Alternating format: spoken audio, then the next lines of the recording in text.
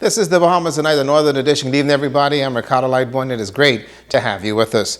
Well, a new year brought new changes with the Bimini Big Game Club Resort and Marina, and actually it appears that it's being well received. Tonight, the resort manager highlights some of the accomplishments and what it's doing to uplift Bimini. Let's go to Cleopatra Murphy. For the first time in its history, the Bimini Big Game Club Resort and Marina is being operated by an all-Bahamian management team, and General Manager Larry Williams says it is paying off. The change took place in January when the property underwent new ownership, and since then, the resort has risen in rankings on a noteworthy travel website. We have become the #2 hotel in Bimini, as rated by TripAdvisor. These two gentlemen advised me that we're on our way to becoming the #1 hotel in Bimini. And that's based on what past guests of the hotel is saying. The resort has claimed the top spot in another area, garnering high praise from guests at the property. Its restaurant, the Big Game Bar and Grill, is now rated #1 on TripAdvisor. Williams says the resort has the best chefs and bartenders. We've just hired DeAndra Thompson to be assistant food and beverage manager. Her job is to ensure that our food costs are in line and that the service is top notch out there. She's been on the job for about a month now, and she's doing a very good job. I can't say enough about the team in the restaurant. They're the best on the island. As a matter of fact, some of the people from another location have been spotted trying to recruit our people, but our people know that this is the place to be. Williams says resort officials are not just concerned about profits, but want to be good community partners. It is helping the valedictorian at the Louis McDonald High School to get into college, allowing several students to work at the resort, and will pay for the BGCSE exams of those students. Williams took his cue from a past employer. That program helped a lot of people stay out of jail.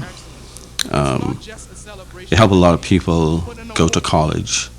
And I was inspired by that because someone did a similar thing for me, helped me to stay out of trouble. I wouldn't be here today if someone didn't take that interest in me. Aside from being a great place to vacation, he says the resort wants to make an impact on the community. Cleopatra Murphy, ZNS Network News. Well, the staff members of the Public Hospital Authority on Grand Bahama observing the PHA's 17th anniversary. You see, the team that provides premier health care services on the island hosted a special celebration in honor of the occasion. Let's go to Megan Shepard. The Public Hospitals Authority taking to the streets of Grand Bahama as they celebrate all things Bahamian, as well as their 17th anniversary of existence under the Ministry of Health. Valeria Burrows says that they are hosting a parade to show the Grand Bahama public what they are all about and to encourage excitement and camaraderie amongst staff. We want to showcase today exactly who we are, what we do, by displaying our various departments and showing our team camaraderie, and certainly to stimulate excitement among ourselves. We are hyped, we are excited, and we are ready to get on this parade to show our Grand Bahama public exactly who we are. Hospital Administrator Sharon Williams notes that togetherness is the key when it comes to being successful in serving the community. She says this month is monumental for the PHA and they have many celebrations planned. We take this month in Public Hospitals Authority to really recognize and celebrate our staff.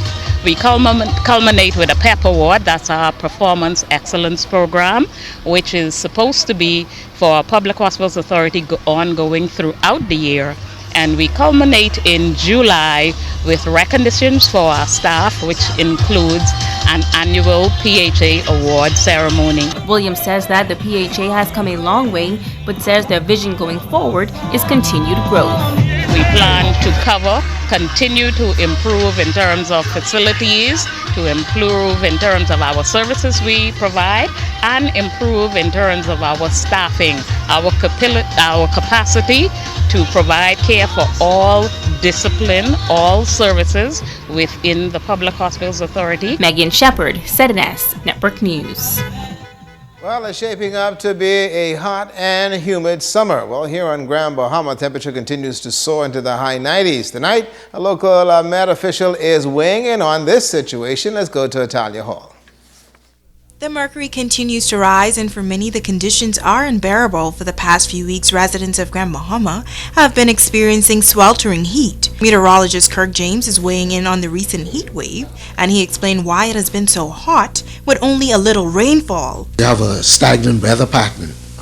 High pressure at the surface, high pressure in the mid-levels, and high pressure aloft. So nothing's really moving, so that spells atmosphere that's subsiding, and so you get a lot of heat trapped in the lower layers. So it's called a deep layered high pressure system. James says these temperatures are seasonal, and this year the heat is gaining much attention from residents. Average highs have been around 90, which is the average climatologically, but the heat index that's what's been significant. When you mix that temperature with humidity, that's what's described as the heat index. The humidities have been high, so the heat indexes have been in the low 100s. 105 is the threshold for danger, and so the predictions have been close to 105 or a little above. I think the highest I've seen thus far is 107. And he says that can be very dangerous. For older people working outside, and of course all the weather stations have been asking people to make sure to drink a lot of fluids. Don't overexpose yourself to the sun, but drink a lot of fluids. Keep the body hydrated. The meteorologist warns that heat kills and advises everyone to take the necessary precautions during this time. It's Talia Hall, ZNS Network News. Well, police on Grand Bahama are looking for a pilot for questioning on charges of conspiracy to possess dangerous drugs and intent to supply.